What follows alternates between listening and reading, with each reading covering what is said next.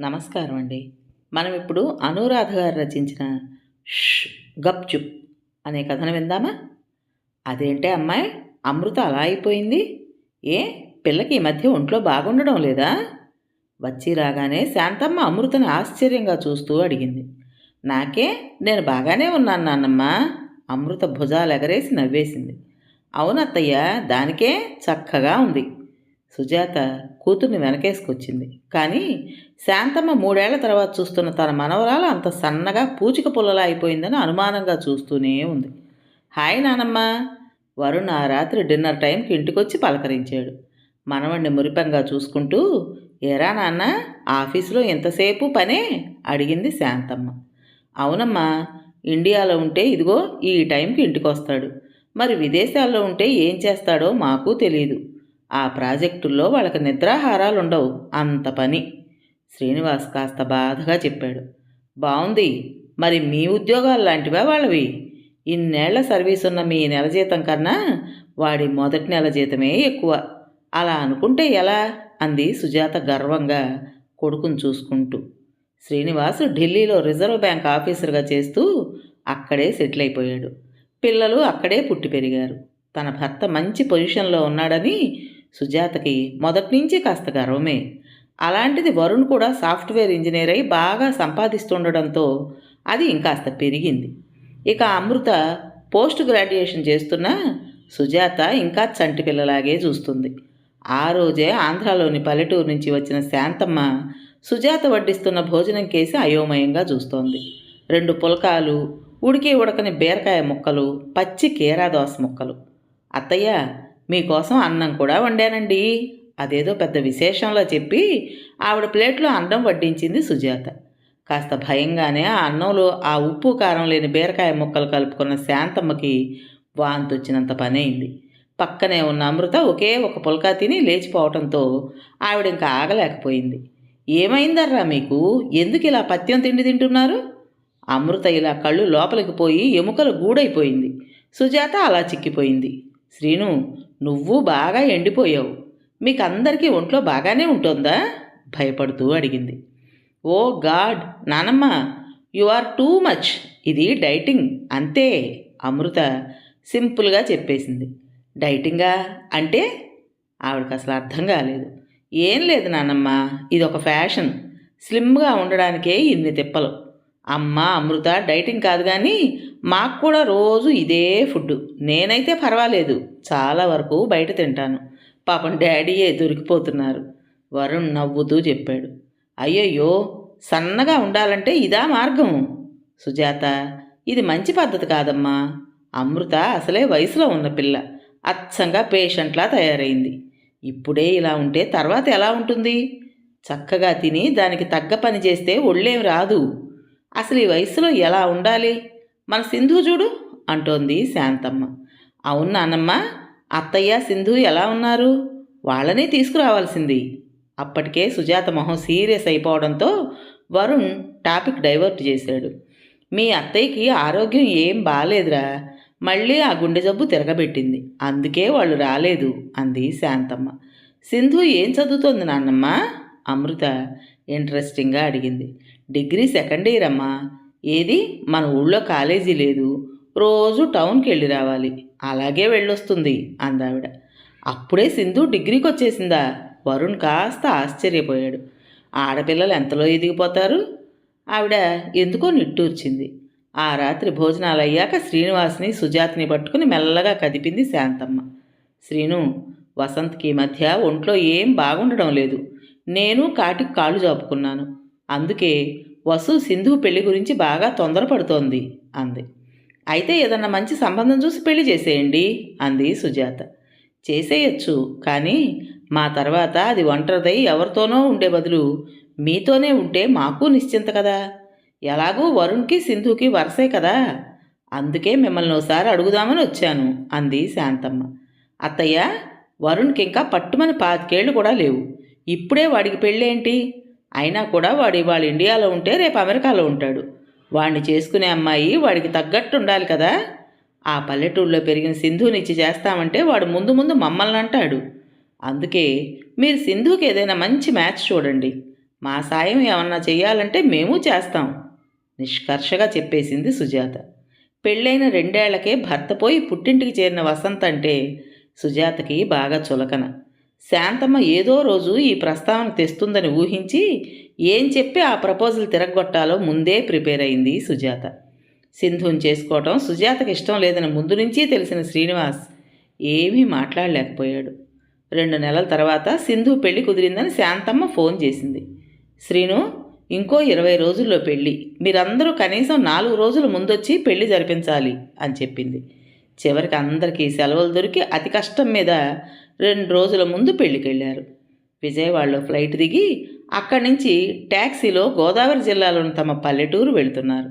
దారంతా పంట కాలువలు, పచ్చని పొలాలు, కొబ్బరి చెట్లు చూస్తూ వరుణ్, అమృత బాగా ఎంజాయ్ చేస్తున్నారు. చివరికి ఊరు రానే వచ్చింది. డాడ్, నేను ఇక్కడికి వచ్చి 10 ఏళ్ల పైనే అయిపోయింది, కానీ ఊరేం మారలేదే, అలాగే ఉంది అన్నాడు వరుణ్. మారడానికి అక్కడ ఏముంది గనక, సుజాత విసుగ్గా అంది. ఆమెకు అసలు ఆ ఊరు రావాలంటేనే పరమ చిరాకు. శ్రీనివాస్ నవ్వి ఊరుకున్నాడు. ఇంటి ముందు ట్యాక్సీ ఆగేసరికి అప్పటికే పెళ్లి పనుల్లో బిజీగా ఉన్న చుట్టుపక్కల అమ్మక్కలందరూ కుతూహలంగా చూస్తున్నారు. అత్తయ్య, మామయ్య వచ్చేశారా? పెళ్లి కూతురునని మర్చిపోయి పరిగెత్తుకొచ్చింది సింధు. శ్రీనివాస్ చాలాసార్లు వస్తూనే ఉంటాడు కాబట్టి పెద్దగా ఆశ్చర్యపోలేదు. కానీ సుజాత, వరుణ్, అమృతలు మాత్రం 10 ఏళ్ల తర్వాత సింధుని ఆశ్చర్యంగా చూస్తుండిపోయారు. సన్నగా, పొడుగ్గా, పచ్చగా మిసమిసలాడుతున్న ఆ అందాల రాశిని చూసి కళ్ళు తిప్పుకోలేకపోయారు. ఏం క్రీమ్ రాసుకుంటుంది? ఆ ఫిగర్ ఎలా మెయింటైన్ చేస్తుంటుంది? అమృత ఆలోచిస్తోంది. Hi Sindhu, you are looking gorgeous. Varun ఎప్పుడూ ఫ్రాంక్గా మాట్లాడేస్తాడు. చిలకాకు పచ్చ పట్టు పరికిని, ఎర్రని ఓణీలో సింధు అచ్చంగా సింధూరంలా మెరుస్తుండడంతో సుజాత మొహం మాడిపోయింది. ఏంటన్నయ్య ఇది, ఎల్లుండి పెళ్లి పెట్టుకుని ఇవాళ రావడం? వసంత కాస్త నిష్ఠూరంగా పలకరించింది. అమ్మా, వచ్చి రాగానే ముందు వాళ్ళని ఊపిరైనా తీసుకోనివ్వవా? సింధు ఆమెను వారించి అందరికీ కాఫీలు తెచ్చిచ్చింది. థ్యాంక్ యూ అంటూ శ్రీనివాస్, వరుణ్ తీసుకున్నారు. మేం కాఫీలు తాగం, సుజాత ముందే చెప్పేసింది. పోనీ పాలు తెస్తాను అంది సింధు. నోనో, అందులో చాలా ఫ్యాట్ ఉంటుంది, అమృత కంగారుగా అంది. మరింకేం తాగుతారు? సింధు ఆశ్చర్యంగా అడిగింది. డోంట్ వర్రీ సింధు, వాళ్ళు చాలా సరంజామా తెచ్చుకున్నారులే, నువ్వు వాళ్ళకేం పెట్టకపోయినా పర్వాలేదు, వరుణ్ నవ్వుతూ చెప్పేశాడు. ఇక్కడున్న ఈ 4 రోజులైనా మీ డైటింగ్లు కాస్త మాని శుభ్రంగా తినండర్రా. పెళ్ళంటే బోల్డ్ పనుంటుంది. శాంతమ్మ క్లాస్ మొదలెట్టింది. సుజాత చిరాగ్గా చూసింది.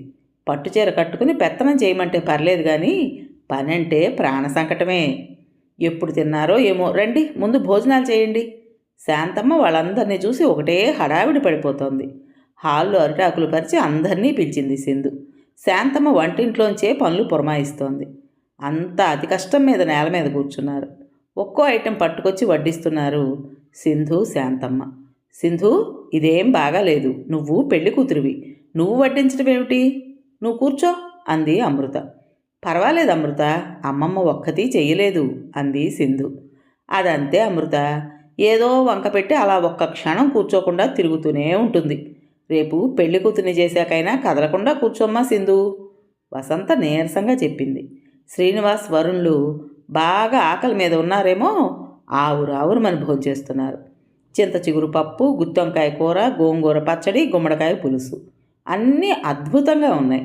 అంత ఆయిల్. సుజాత పెదవి విరుస్తూ అన్నీ కాస్త కాస్త తిని వదిలేస్తోంది. అమృత ఆ రుచికి తినలేక మానలేక సంశయిస్తూ మెల్లగా తింటోంది. వరుణ్, నీకిష్టమైనవి నేను ఎలా మర్చిపోతాను? థ్యాంక్ యూ నాన్నమ్మ, నా కోసం అంత గుర్తుపెట్టుకుని చేయించావా అడిగాడు వరుణ్. ఆవిడోసారి నవ్వి, సింధు బాగా నెయ్యి వెయ్యమ్మా, వరుణ్కి చిన్నప్పుడైతే నేనే కలిపి పెట్టేదాన్ని, వాడికి కలుపుకోవడం సరిగ్గా రాదు అంటూ సింధు చేత 4 గరిటెల నెయ్యి వేయించింది. ఒరే అన్నయ్య, ఆ నెయ్యిలో ఎంత కొవ్వు ఉంటుందో తెలుసా? అమృత ఓ గావు కేక పెట్టింది. అమృత, నువ్వు టేస్ట్ చూడు, అచ్చం అమృతంలా ఉంది, వరుణ్ ఆ రుచిని ఎంజాయ్ చేస్తూ చెప్పాడు. చాలు బాబు, నువ్వు తిన్నది కాక దాన్నెందుకు చెడగొడతావు? ఆ తిండి తింటే ఇంకేమన్నా ఉందా? సుజాతకు అప్పటికే వరుణ్, శ్రీనివాసును చూసి మండిపోతోంది. కానీ అదేం పట్టించుకోకుండా తృప్తిగా భోంచేసిన వరుణ్, నాన్నమ్మ, మన ఆంధ్ర ఫుడ్ ఇంత టేస్టీగా ఉంటుందని ఇవాళే తెలిసింది. అందులోనూ నీ వంట సూపర్బ్, తెగ మెచ్చుకున్నాడు. సుజాత మూతి 30 వంకర్లు తిప్పింది. దీనికైనా వరుణ్, అమ్మమ్మ ఇంకా హడావిడిలో ఉంది కానీ లేకపోతే ఇంకా చాలా చేసేది, సింధు నవ్వుతూ చెప్పింది. సింధు, నాకు నీ మీద చాలా జలసీగా ఉంది. హాయిగా నాన్నమ్మ చేతి వంట టేస్ట్ చూస్తున్నావు అన్నాడు నవ్వుతూ. ఇంకెన్నాళ్ళురా, ఇంకో 2 రోజులు అంతే, తర్వాత అది అత్తగారింటికి వెళ్ళిపోతుందిగా, దిగులుగా అంది వసంత. అలా బెంగపడకు వసు, అది చక్కగా వంట చేస్తుంది కదా, హాయిగా తింటుంది, శాంతమ్మ వసంతను ఊరడించింది. అమృత, ఇంకా రెడీ అవ్వలేదా? ఆ సాయంత్రం సింధు మేడ మీదకి వచ్చి పీల్చింది. బ్యాగ్లోంచి కెమెరా తీసుకుంటున్న వరుణ్ నవ్వాడు. సింధు, మనం గుడికెళ్ళి 100 ప్రదక్షిణాలు చేసినా కూడా అది బాత్రూంలోంచి బయటకు రాదు, అంతసేపు ఆ మొహాన్ని తోముతుంది. సింధు కూడా నవ్వింది. ఏమన్నావు? అమృత కోపంగా బయటకు వచ్చేసింది. వరుణ్ ఒక్క క్షణం అమృతని సింధుని అలా చూస్తూ ఉండిపోయాడు. ఏదో అసహజంగా ఉంది. ఏమిటది? అప్పుడే మొహం గడుక్కొచ్చిన అమృతని పరిశీలనగా చూశాడు. అన్నాళ్ళు తెలియలేదు కానీ ఇప్పుడు సింధు ప్రక్కన అమృత ఆ రోజు నాన్నమ్మ అన్నట్లు అచ్చం పేషెంట్ లాగే కనిపిస్తోంది. గుంటలు పడ్డ కళ్ళు, లోతుకుపోయిన బుగ్గలు, పాలిపోయిన చర్మం, పొడారిపోయిన పెదవులు, పూచిక పుల్లల్లా కాళ్ళు చేతులు. ఓపిక లేక వంగిపోయి నుంచున్న అమృతని అయోమయంగా చూశాడు వరుణ్. ఆమె పక్కనే నవ్వుతూ కబుర్లు చెప్తున్న సింధు కూడా సన్నగా ఉన్న అచ్చంగా ఎల్లోరా శిల్పంలా తీర్చిదిద్దిన ఫిగర్తో కళకళలాడుతున్న కళ్ళు, ఆరోగ్యంగా మెరిసే ఒళ్ళు, చిన్న నిగారింపుతో బుగ్గల్లో ఎరుపు, గులాబీ రేకుల్లా మెరుస్తున్న పెదవులు, విల్లులా వంపు తిరిగిన కనుబొమ్మలు, వత్తైన జుట్టు. ఏ మేకప్పు లేని సహజ సౌందర్యం ఎలా ఉంటుందో మొదటిసారిగా చూశాడు వరుణ్. ఫౌండేషన్, లిప్స్టిక్, ఐలైనర్, మస్కారాలతో ఎంత మేకప్ చేసుకున్నా ఆరోగ్యంగా ఉన్న సింధు ప్రక్కన వెలవెలబోతున్నట్టున్న అమృతని వరుణ్ కాస్త బాధగా చూశాడు. చీకటి పడకుండా తొందరగా వచ్చేయండి, పెళ్లి కుదిరాక ఆడపిల్ల అలా బయట తిరగకూడదు, శాంతమ్మ మరీ మరీ చెప్పి పంపింది. ముగ్గురు కబుర్లు చెప్పుకుంటూ గుడికి బయలుదేరారు. ఏమే పిల్ల, శ్రీను వాళ్ళు వచ్చారట కదా అంటూ దారిలో దర్జాగా అరుగు మీద అప్పల నరసమ్మగారు అమ్మలక్కలతో కూర్చుని పలకరించారు. అవును బామ్మగారు అంది వినయంగా సింధు. చక్కగా ఈడు జోడుగా ఉన్నారు బావ మరదళ్ళిద్దరూ, ఏం లాభం? ఆవిడ పెదవి విరిచింది. వస్తాం బామ్మగారు, గుళ్ళో మళ్ళీ లేట్ అవుతుంది. సింధు గబగబా నడిచింది. వరుణ్కి ఈ వరుసలు అవి పెద్దగా తెలియవు. సుజాత మొదటి నుంచి వాళ్ళకి పేర్లతో పిలుచుకోవడమే అలవాటు చేసింది. ఏమంటోంది ఆవిడ? ఆశ్చర్యంగా చూస్తూ అడిగాడు సింధుని. ఏం లేదు వరుణ్, పల్లెటూరు కదా, వాళ్ళ మాటలు అలాగే ఉంటాయి, మనం వెళదాం రండి, తేలిగ్గా చెప్పేసింది సింధు. గుళ్ళో పూజారి గారు తీర్థమిస్తూ అదే మాట. ఈసారి వరుణ్కి కాస్త అర్థమైంది. ఈ జనరేషన్లో కూడా వాళ్ళు అలా ఆలోచిస్తున్నందుకు చిన్నగా నవ్వుకున్నాడు. ఇంటికి రాగానే సింధు కిచెన్లో దూరి ఏదో హడావిడి పడిపోతోంది. అప్పటికే అమృత, సింధు బాగా క్లోజ్ అయిపోయారు. సింధు, నువ్వెందుకు వంట చేస్తున్నావు? నాన్నమ్ముందిగా, అమృత ఆశ్చర్యంగా అడిగింది. అమ్మమ్మకి రాత్రిపూట సరిగ్గా కనిపించదు అమృత, అందుకే సాయంత్రం వంట డ్యూటీ నాదే అంటూ సింధు బాండీలో నూనె పోసి చామదుంపల్ని వేసి ఫ్రై చేయటం మొదలుపెట్టింది. ఓ గాడ్, ఇంత ఆయిలా? అమృత కెవ్వుమంది. ఏమైంది? హాల్లో ఉన్న వరుణ్ కంగారుగా కిచెన్లోకి వచ్చాడు. ఒరే అన్నయ్య, చూసావా ఎంత ఆయిల్తో ఫ్రై చేస్తోందో? అమృత గాబరా పడుతూ చెప్పింది. ఈ కూర ఇలాగే చెయ్యాలి అమృత, నవ్వేసింది సింధు. ఆమె ఎర్రగా వేయిస్తున్న చామదుంపల ఫ్రై చూస్తూ వరుణ్, వావ్ సింధు, ఈ ఫ్రై అంటే నాకు చాలా ఇష్టం, నాన్నమ్మ ఇలాగే ఫ్రై చేసి పెట్టేది అంటూ చెబుతున్నాడు. అమృత ఒక్క క్షణం ఆగి, సింధు ఒకటి అడుగుతాను, నువ్వేం ఫీల్ అవ్వవు కదా, మెల్లగా అంది. అడుగు, కూర కలుపుతూ అంది సింధు. మీరు రోజు ఇంత ఆయిల్, నెయ్యి తింటారా? దాని నిండా ఎంత కొలెస్ట్రాల్ ఉంటుందో తెలుసా, ఒంటికి అస్సలు మంచిది కాదు అన్న అమృతను చూసి చిరునవ్వు నవ్వింది సింధు.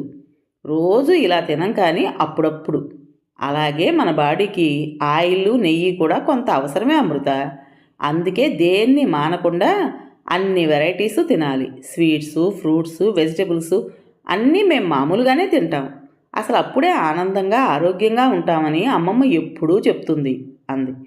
కానీ మరి మీరు ఇలా సన్నగా ఫిట్గా ఎలా ఉన్నారు సందేహంగా అడిగింది అమృత. అమృత, మేమెప్పుడూ ఫిజికల్ వర్క్ ఏదో ఒకటి చేస్తూనే ఉంటాం. ఏదైనా చాలా వరకు మేమే చేసుకుంటాం. ఎక్కడికైనా నడుచుకుంటూనే వెళ్తాం.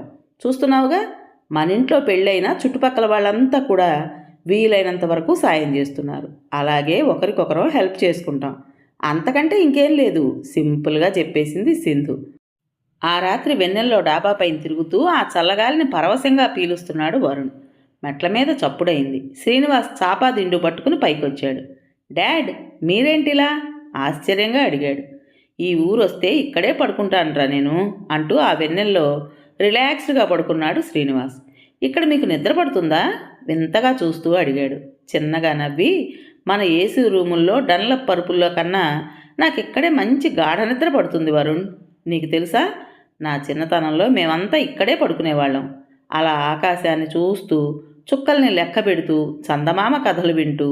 ఆ రోజులే వేరు తన్మయత్వంగా చెబుతున్నాడు శ్రీనివాస్. వరుణ్ నవ్వుతూ వెళ్ళి ఆయన పక్కనే పడుకున్నాడు. అవును డాడ్, ఈ ప్రశాంతత, ఈ నిశ్శబ్దం, ఈ గాలి, ఈ వెన్నెల చెప్పలేనంత హాయిగా ఉన్నాయి.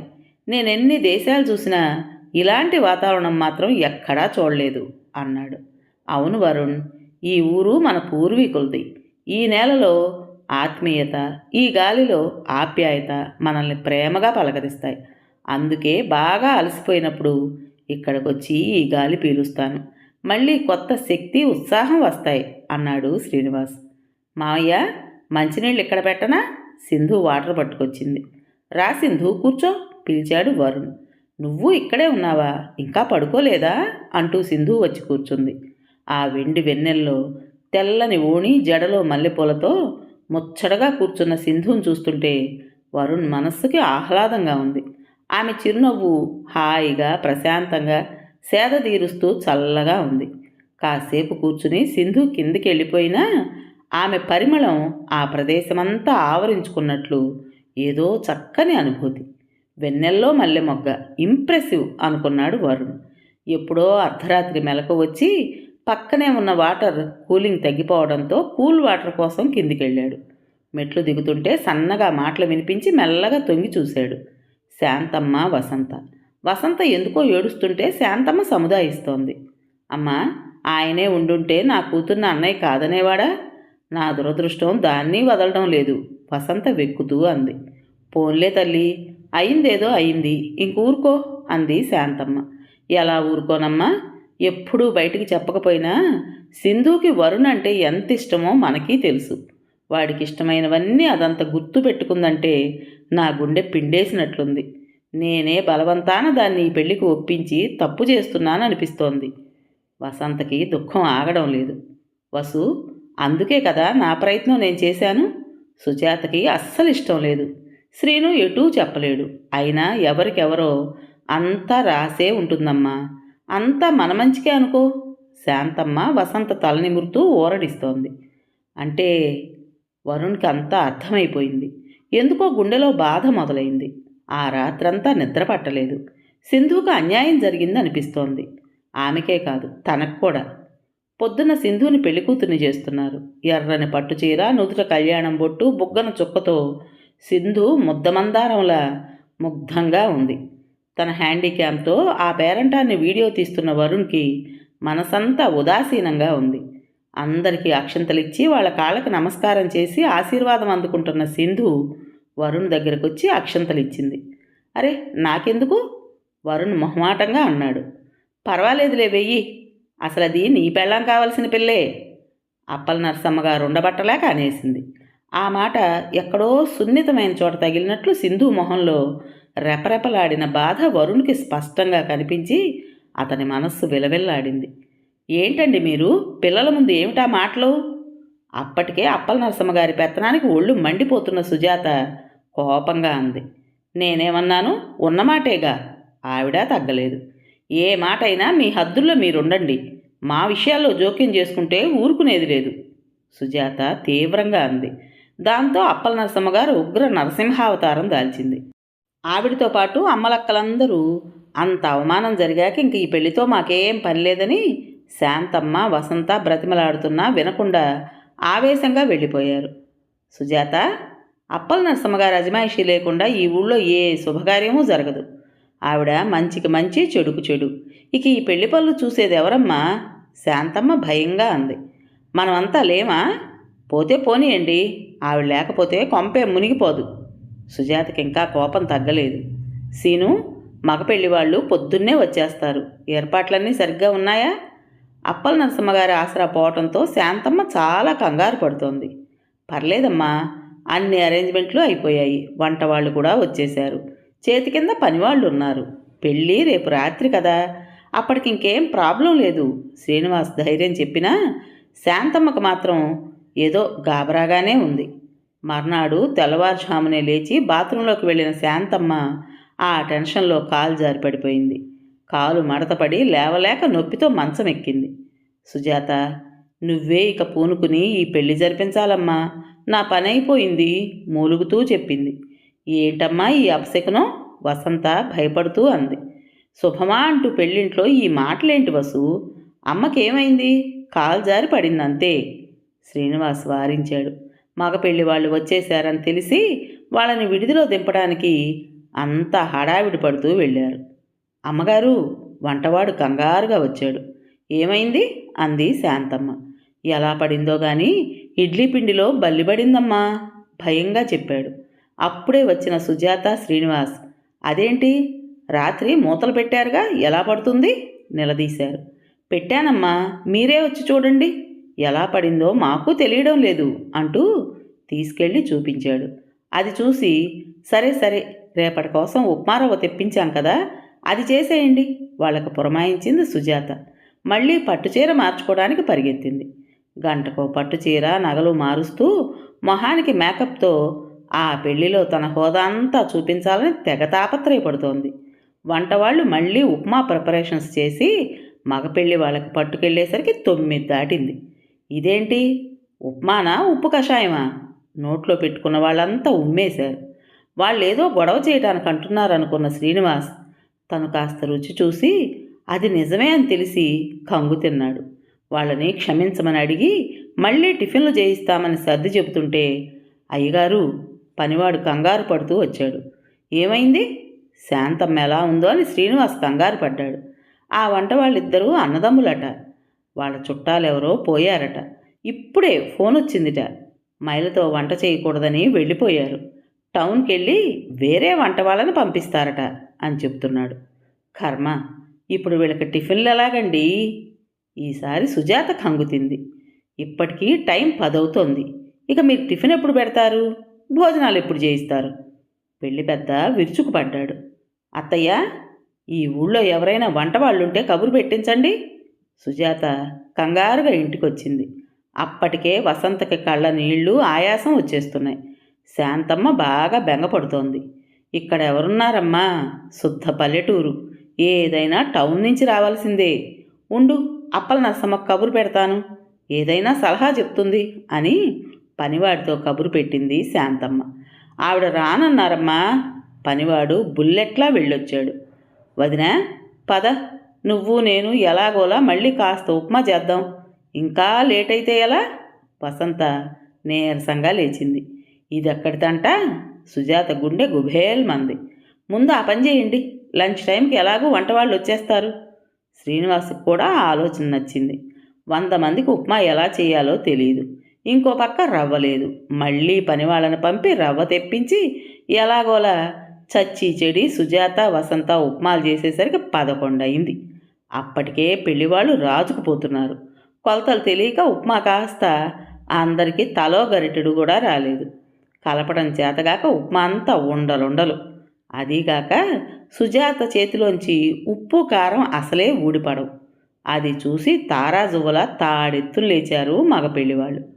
అసలు ఇది మనుషులు తినేదేనా? టిఫిన్కే గతి లేకపోతే ఇక పెళ్ళేం చేస్తారు? పెళ్లి పెద్ద అగ్గి మీద గుగ్గిలమైపోయాడు. 12 అయినా వంట వాళ్ళ అజా పజా లేదు. ఉప్మా చేసి వడ్డించేసరికే సుజాత పని అయిపోయింది. సాలిపోయి ఓ మూల కూర్చుంది. పట్టుచీర మాట దేవుడెరుగు, పాత చీర కట్టుకునే ఓపిక కూడా లేదు. అప్పల నరసమ్మగారు, అమ్మలక్కలు రాకపోతే ఇక పరువు దక్కేలా లేదని వసంత వెళ్ళి కళ్ళనీళ్లతో వాళ్ళని బ్రతిమాలింది. ఆమె మొహం చూసి కాస్త బెట్టు సడలించి అప్పల నరసమ్మ గారు అమ్మలక్కలు వచ్చి సుజాతను ఓ చూపు చూసి వంటలు మొదలెట్టి పెళ్లి వాళ్ళకు వడ్డించడం మొదలెట్టేసరికి మెట్ట మధ్యాహ్నం 3 దాటిపోయింది. అప్పటికే అందరికీ శోషలు వచ్చేస్తున్నాయి. అసలే విసుగ్గా ఉన్న సుజాతకి అప్పల నరసమ్మ గారి సూటిపోటీ మాటలకి ఇంకో పక్క చిర్రెత్తుకొచ్చేస్తోంది. నేను వడ్డిస్తా. అమృత కూడా ఓ గిన్నె పట్టుకుని వడ్డనకు తయారైంది. నువ్వేం వడ్డిస్తావే పిల్ల? గాలి వస్తే ఎగిరిపోయేటట్టున్నావు. మీ అమ్మ నిర్వాకం ఇంట్లో కూడా ఇంతేనా? నీకు అసలు తిండి పెడుతుందా? అప్పల నరసమ్మ గారి అజమాయిషి పెరిగిపోతోంది. ఆవిడ ఎంత పవర్ఫుల్లో అప్పటికి బాగా అర్థమైన సుజాత కక్కలేక మెంగలేక లోపలే కారాలు మిరియాలు నూరుకుంటోంది. సాంబార్ బకెట్టు అతి కష్టం మీద ఎత్తి పట్టుకొచ్చి వడ్డిస్తున్న అమృత పాపం శక్తి చాలక పెళ్లి పెద్దకు వడ్డిస్తూ తడబడి బకెట్ కాస్త కింద పడేసింది. ఆ సాంబారంతా ఆయన పైకి, చుట్టూ ఉన్న అందరిపైన పడి పట్టుచీరలు కట్టుకున్న ఆడవాళ్లపైన తుళ్ళి అంత గందరగోళం అయిపోయింది. అప్పటికి సహనం చచ్చిపోయిన మగపెళ్లి వాళ్ళు భోజనాల నుంచి లేచిపోయి ఆ అమర్యాదకి చిందులు తొక్కడం మొదలుపెట్టారు. అమృత మీద సాంబారు పడి బిక్కమొహంతో వాళ్ళకి సారీ చెప్తున్నా వాళ్ళు అసలు పట్టించుకోలేదు. ఛీ, అంత చండాలం! ఏం పిల్ల, ఏం పెళ్ళి! పెళ్లి పెద్దతో పాటు అంతా తలా ఒక మాట అంటూ గొడవకు దిగారు. ఏమే పిల్ల, ఇందుకేనా వద్దన్నా వడ్డనకు తయారయ్యావు? ఏం చేస్తాం, అంతా మహాతల్లి పెంపకం. అప్పల నరసమ్మ అమృతనే అంటూ మగపెళ్లి వాళ్ళకి సర్ది చెప్పాలని చూస్తోంది. ఆ మాటలకి అమృతకి ఏడుపొక్కటే తక్కువ. దీనంగా వాళ్ళ అమ్మవైపు చూసింది. అది చూసి సుజాతిక తట్టుకోలేక, మాటలు కాస్త తిన్నగా రానివ్వండి, అదేం చేసింది, ఏదో చేయి జారింది అంటూ అమృతని వెనకేసుకొచ్చింది. ఆ మాటతో మగపెళ్లి వాళ్ళు ఇంకా రెచ్చిపోయారు. చివరికి పెళ్లి పెద్ద పెళ్లి క్యాన్సిల్ అనే వరకు వచ్చింది. శాంతమ్మ కుంటుకుంటూ అలాగే వచ్చి బతిమలాడసాగింది. వసంతకైతే దుఃఖంతో గొంతు పూడుకుపోయింది. ఏం మనిషివి, నీ కొడుక్కు చేసుకోకపోతే పోయావు గాని నీ మాట దురుస్తానంతో అవతల జరిగే పెళ్లి చెడగొడుతున్నావు. అప్పల నరసమ్మ గారు సుజాత మీద అపవాదు వేసేశారు. బామ్మగారు, మా అమ్మనేమన్నా అంటే నేను ఊరుకోను అన్నాడు వరుణ్ సీరియస్గా. అమ్మ, అక్కడ మీ అత్త చూడు ఎలా కుళ్ళి కుళ్ళి ఏడుస్తోందో. అవతల పిల్ల జీవితం నాశనం అయిపోతోంది. ఆవిడ ఆవేశంగా అంది. అలా ఏం జరగదు. సింధుని ఈ ముహూర్తానికి నేనే పెళ్లి చేసుకుంటాను. అంతేగాని మీరింక మా అమ్మనేం అనకండి. వరుణ్ ఖచ్చితంగా చెప్పేశాడు. అంతా షాక్ అయి చూస్తుండిపోయారు. సుజాత మొహం పాలిపోయింది. వసంత మొహం పుచ్చ పువ్వులా వికసించింది. శ్రీనివాస్ యథాప్రకారం ఎటూ చెప్పకుండా మౌనంగా ఉండిపోయాడు. బోడి సంబంధం. అప్పటికే మగపెళ్లి వాళ్ళు కస్సుబుస్సుమంటూ వెళ్ళిపోయారు. అప్పల నరసమ్మగారి మొహం ఆనందంతో విప్పారింది. అయితే ఇంకే, అసలు మీ ఇద్దరికీ రాసుంటుంది, అందుకే ఈ పెళ్ళి ఇలా చెడిపోయింది సంబరంగా అంటోంది. అవునవునంటూ అమ్మలక్కలు వంత పాడుతున్నారు. సింధు, ఒకసారి నాతోరా, నీతో మాట్లాడాలి. ఇంకా షాక్లోనే ఉన్న సింధు చేయి పట్టుకుని మేడ మీదకి తీసుకువెళ్ళాడు వరుణ్. వరుణ్, తొందరపడ్డావేమో? సింధు నెమ్మదిగా అంది. తొందరపడలేదు, వాడు నీతో ప్రేమలో పడ్డాడు. వాళ్ళ వెనకే వచ్చిన అమృత నవ్వుతూ చెప్పింది. వరుణ్? అతని కళ్ళల్లోకి విభ్రాంతిగా చూసింది సింధు. అవును సింధు, ఈ వెన్నెల్లో మల్లె మొగ్గని నేను వదులుకోలేకపోయాను. నీకు నేనంటే ఇష్టం ఉందని తెలిసి ఇవాళ ఈ పెళ్లి చెడగొట్టాను. బల్లిబొమ్మ ఇడ్లీ పిండిలో కలిపి, ఉప్మాలో ఉప్పు కలిపి, వంట వాళ్ళకి డబ్బులు ఇచ్చి పంపి, అమృత హెల్ప్ ఎలాగైతేనే ఈ పెళ్ళి ఆపేశాను. అలాగే అప్పల నరసమ్మ గారి అలక కూడా నాకు బాగానే హెల్ప్ చేసింది. ఫ్రాంక్గా చెప్పేసిన వరుణ్ణి కళ్ళ నిండా నీళ్లతో హత్తుకుపోయింది సింధు. ఏయ్ సింధు, నన్ను మర్చిపోయావు. వాడికే నా ఫీజు నాకు ఇవ్వవా? కొంటెగా అడిగింది అమృత. ఏం కావాలి? సిగ్గుపడుతూ అడిగింది సింధు. నన్ను నీలాగే మైండ్ బ్లోయింగ్గా తయారు చేయాలి, నవ్వింది అమృత. Thank God.